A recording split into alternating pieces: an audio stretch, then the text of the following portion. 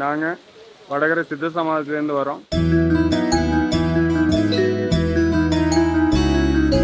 ஈசா யோகாவை பற்றி கேள்விப்பட்டிருக்கோம். இதோட நாங்கள் 4வது டைம் இங்கே வர்றோம்.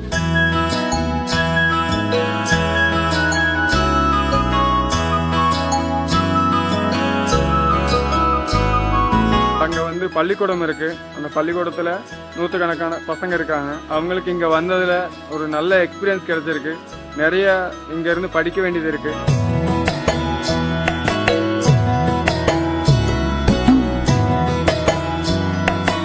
ആശ്രമക്കാരെ സ്വീകരിച്ചതും ഭക്ഷണവും നല്ല രീതിയിൽ തന്നെ ടേസ്റ്റി ആയിരുന്നു.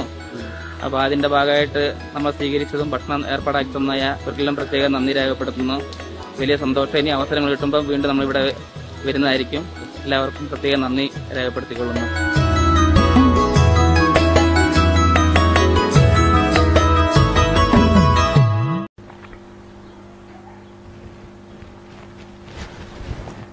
ஆத்ம வணக்கம். இப்போ கேரளாவில் வடகரையில் சுவாமி சிவானந்த பரமஹம்சர் முந்தைய கால சித்தர்களுடைய மார்க்கத்தை, வாசி யோகத்தை, சித்த வித்தை அப்படிங்கிற பெயரால் சித்த வேதம், சித்த வித்தை, சித்த சமாஜம் என்கின்ற அமைப்புகளால் சித்தர்களுடைய வித்தையை இந்த உலகத்துக்கு சேர்ற மாதிரியும், உலக சேமத்திற்காக சித்த சமாஜத்தை அமைச்சு அங்கே முறையாக சித்த வித்தையை பயின்று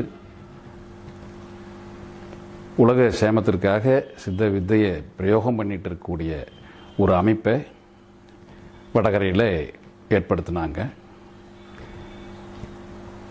இப்போ அதுபோல் அவங்க அந்த அமைப்பை ஏற்படுத்திட்டு அந்த சித்த சமாஜத்துக்குள்ளே இருக்கிறவங்க ஒரு கால் வெளியே ஏதாவது காரியங்களாக வெளியே போயிட்டாங்கன்னா மீண்டும் உள்ள சமாஜத்துக்குள்ளே வரக்கூடாதுங்கிற கட்டளை. இது போன்ற 350 கட்டளைகளை அவங்க பிறப்பிச்சிருக்காங்க. அது ஒரு கட்டுப்பாட்டுக்காக, யம நியம ஆசன விதிமுறைகளுக்காகவும், ஒழுக்கத்துகளுக்காகவும், சமாஜத்தினுடைய அமைப்பை நிலைநிறுத்துவதற்காகவும், உலக சேமத்திற்காகவும் ஏற்படுத்தினாங்க.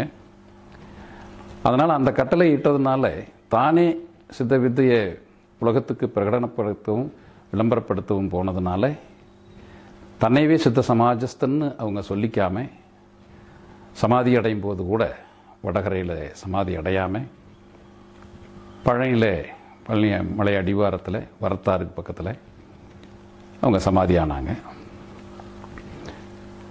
பிறகு சித்த வித்தைங்கிறது தன்னில் அதோகதியாக வெளியில் போயிட்டுருக்கிற ஜீவனை வெளியில் போக விடாமல் உள்வழியே சதா சமயத்திலும் மேலையும் கீழையும் நடத்தி கபாலத்தில் இருக்கிற பிரம்மரந்திரத்தை தட்டி திறந்து ஜீவனை அதில் அடக்கி இருப்பதற்காக செய்யக்கூடிய ஒரு பிரம்மாண்ட வித்தை அது.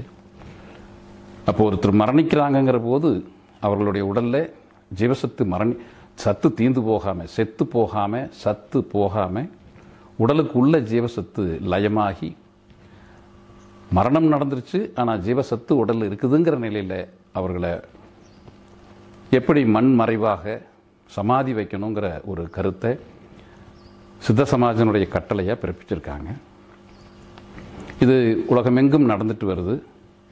இதுதான் காலகாலமாக திருமூலர் திருமந்திரத்திலையும், ராகவேந்திரர், இன்னும் கொங்கணர்,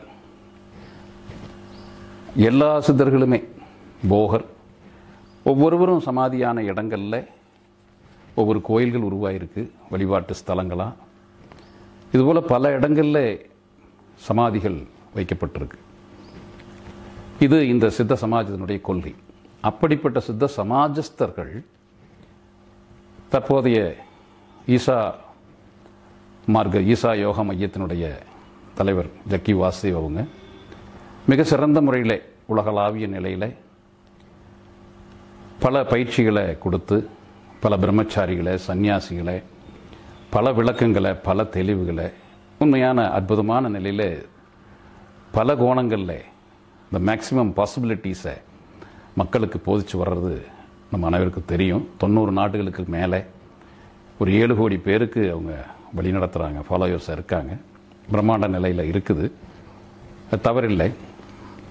சித்த வித்தையை உணர்ந்தாலும் அல்லது ஈஷா மையத்தில் சொல்லக்கூடியது அனைத்தையும் உணர்ந்த நிலையில் உணரும் போதும் இரண்டும் சமமாகவே இருக்குதுங்கிறத உணர்ந்த நிலையில் நான் இப்போ பேசிகிட்டு இருக்கிறேன். ஆனால் பிதாவுடைய மார்க்கம் மிக எளிய மார்க்கம். அவங்க சட்டை கூட போட்டுக்க மாட்டாங்க. மற்ற தொண்டர்கள் அருந்திய இலைகளை எல்லாம் அவங்க எடுப்பாங்க. எந்த நேரமும் அவங்கள சந்திக்கலாம், யார் வேணாலும் சந்திக்கலாம். ஆடம்பரங்கள் கிடையாது. நிறைய அமானுஷ்யங்கள் நடந்திருக்குது. பல தெளிவுகள் உலகெங்கும் பரவி இருக்கிற சித்த வித்தியார்த்தியில் இருக்கிறாங்க. அதே போல் ஈஷாலையும் அந்த மாதிரி இருக்கிறாங்க. ஆனால் அங்கே சில ஆடம்பரங்கள் கடைப்பிடிக்கப்படுது. சில நடிகைகள்லாம் வர்றாங்க, அங்கே ஈஷாவினுடைய பயிற்சிகள் எடுத்துக்கிறாங்க.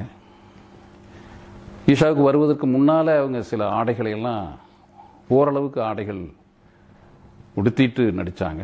ஈஷாவுக்கு வந்துட்டு போன பிறகு ஆடையை குறைச்சி நடிக்கிறதுக்கு ஆரம்பிக்கிற தன்மை இருக்குது.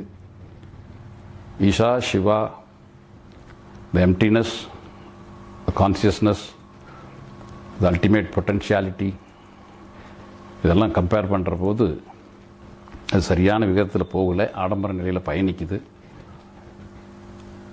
பல வகையான பிஸ்னஸ் நடக்குது. நாங்கள் குற்றம் சொல்ல விரும்பலை, அது நடக்குது.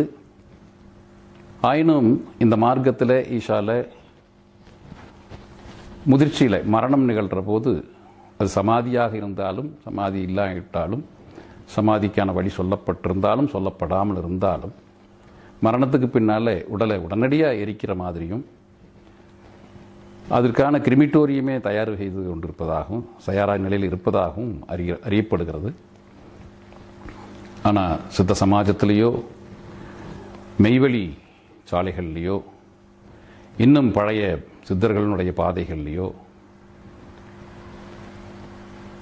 எல்லாமே மண்மறைவாக மரணம் அடைந்த போது உடலிலே ஜீவன் இருப்பதாகவும் அந்த இருக்கும் ஜீவனோடு அந்த உடலை மண்மறைவு பண்ணக்கூடிய சமாதி நிலையில் வைக்கும்போது அதன் பின்னாலே சமாதியில் வைத்த பிறகு உள்ளிருக்கக்கூடிய ஜீவனுடைய படித்தரங்கள் எல்லாமே சித்த சமாஜத்தின் வாயிலாக சித்த வித்தையின் வாயிலாக பிதா நமக்கு உணர்த்தியிருக்காரு.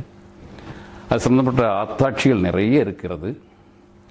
ஆக கொள்கையில் வேறுபட்ட நிலையில் என்னதான் உலகம் பூரா பரவி அதிகமான ஃபாலோயர்ஸ் இருந்து பயன் பெற்று நிலை பெற்றாலும் இந்த மார்க்கங்களில் கொள்கையில் மாறுபட்ட நிலைகள் இருக்கிறதுனால சித்த வித்தையை பற்றி உணராத நிலையில் சித்த சமாஜத்திலிருந்தே கேள்விப்பட்டு இருக்கிறோம், 4 தடவை வந்திருக்கிறோம், உணவு நல்லா இருந்து இன்னும் சான்ஸ் கிடைச்சா வருவோம், 100 குழந்தைகள் நிறைய கற்றுட்டாங்க, இன்னும் கற்றுக்க வேண்டியது இருக்குதுங்கிற வார்த்தைகள் சித்த சமாஜத்தையும் சித்த வேதத்தையும் சித்த வித்தையையும் வித்தையின் கர்த்தாவான சுவாமி சிவானந்த பரமஹம்சரையும் சித்தர்களையும் இழிவுபடுத்தியது போல தரக்குறைவாக நடத்தியது போல என்னால் உணரப்படுவதனால தான் நான் இந்த தனித்த ஒரு பதிவை மக்களுக்கும் சித்த வித்தியார்த்திகளுக்கும் அறிவிக்கணுங்கிற ஒரு பெருநோக்கத்தில் தான் இதை அறிவிக்கிறோம். சித்த வித்தியார்த்திகள் இதை புரிந்து கொண்டு